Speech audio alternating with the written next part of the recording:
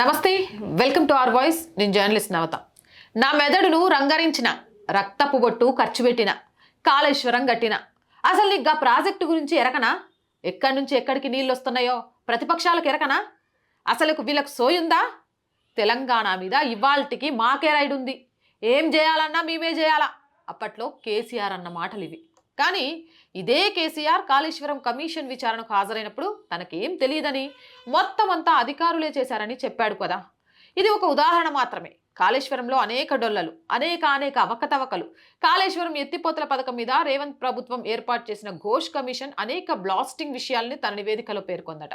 దీని ఆధారంగా రేవంత్ ఎటువంటి చర్యలు తీసుకుంటాడు, ఏ విధమైన అడుగులు వేస్తాడనేది తర్వాత అధ్యాయం. ఇప్పటికే ఆ అంశాలను జనంలోకి బలంగా తీసుకుపోవాలని కాంగ్రెస్ డిసైడ్ అయిందట. కాళేశ్వరం ద్వారా తెలంగాణ సంపదను కేసీఆర్ ఎలా దోచుకుంది, ఈ తెల్ల ఏనుగు స్కీమ్ ద్వారా తెలంగాణ ఆర్థిక వ్యవస్థ ఎలా నాశనమైంది వివరించేందుకు రెడీ అయ్యారట కాంగ్రెస్ నాయకులు. వాస్తవానికి ఘోష్ కమిషన్ నివేదికలో మీడియాకు సంక్షిప్త సమాచారం మాత్రమే లీక్ అయిందట. ఇక అనేక అంశాలు ఇందులో ఉన్నాయట. అందువల్లే కేసీఆర్ క్యాంప్ ఆ విషయాల్ని బయటకు రాకుండా అనేక రకాలుగా ప్రయత్నాలు చేస్తోందట. వాస్తవానికి కమిషన్ ఏర్పాటుని భారత రాష్ట్ర సమితి తీవ్రంగా వ్యతిరేకించింది. తర్వాత ఆ నివేదికను శాసనసభలో పెట్టకూడదని డిమాండ్ చేసింది. ఒకవేళ పెట్టినా కూడా మీద చర్యలు తీసుకోవద్దని స్పష్టం చేసింది.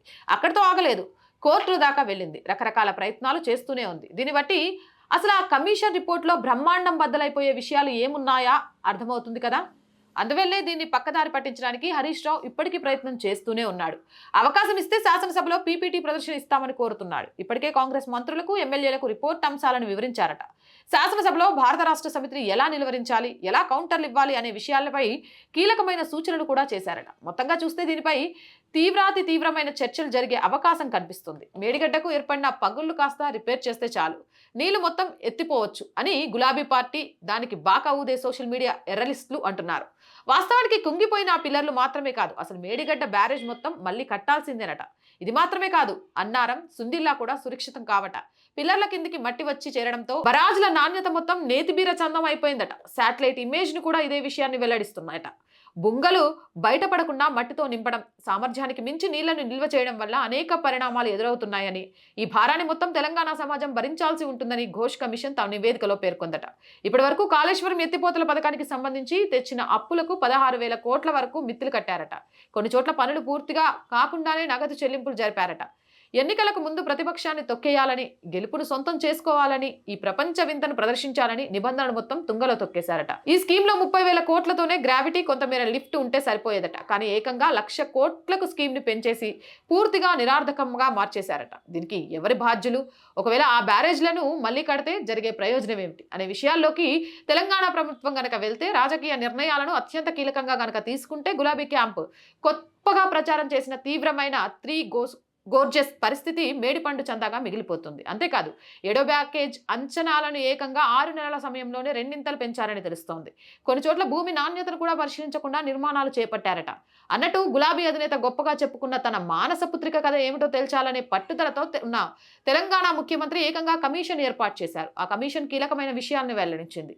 అలాంటప్పుడు తెలంగాణ ముఖ్యమంత్రి నిశ్శబ్దంగా ఎందుకుంటారు? ఒకవేళ నిశ్శబ్దంగా ఉంటే గులాబీ పార్టీ రెచ్చిపోతుంది కదా. తెలంగాణ ముఖ్యమంత్రికి ఆ మాత్రం తెలీదా? అతను కూడా జైలుకు వెళ్ళి వచ్చిన వాడే కదా. ఎలా ఊరుకుంటాడు? ఎందుకు ఊరుకుంటాడు? ఏదేమైనా కానీ కాళేశ్వరం తోటి కాకను కటకటాల్లోకి పంపడానికి చాలా వ్యూహాత్మకంగా కాంగ్రెస్ అడుగులు వేస్తున్నట్టుగా కనిపిస్తోంది. మీకేమనిపిస్తోంది? కామెంట్ సెక్షన్లో పెట్టేయండి. మోర్ వీడియోస్ కోసం ఛానల్ వెంటనే సబ్స్క్రైబ్ చేయండి. ప్రతిరోజు చెప్తుందేనండి, ఆర్ వాయిస్ పొలిటికల్ రెండు కూడా మన ఛానల్సే. So please subscribe our channel. మీరు చేసే సబ్స్క్రిప్షన్ ఛానల్కి కొండంత బలాన్ని ఇస్తుంది. ప్రతి వీడియోని లైక్ చేయండి, షేర్ చేయండి. దాని ద్వారా వీడియోస్ వైరల్గా మారుతాయి. కొంతకాలం ఆర్ వాయిస్ని ఆర్థికంగా ముందుకు నడిపించే బాధ్యత మీదే. ఆర్ వాయిస్కి ఆర్థికంగా సపోర్ట్ చేయాలంటే సబ్స్క్రిప్షన్ పక్కనే జాయిన్ అనే బటన్ ఉంది. 1 to 5 లెవెల్స్ ఉన్న ఏదో ఒక లెవెల్లో సపోర్ట్ చేయండి. లేదా స్క్రీన్ మీద గూగుల్ పే, ఫోన్పేతో పాటు అకౌంట్ డీటెయిల్స్ ఉన్నాయి. మీకు తోచిన సహాయాన్ని అందించవచ్చు. వ్యాపార ప్రకటనల కోసం 8328500576 నెంబర్ని సంప్రదించండి. జై హింద్, జై భారత్.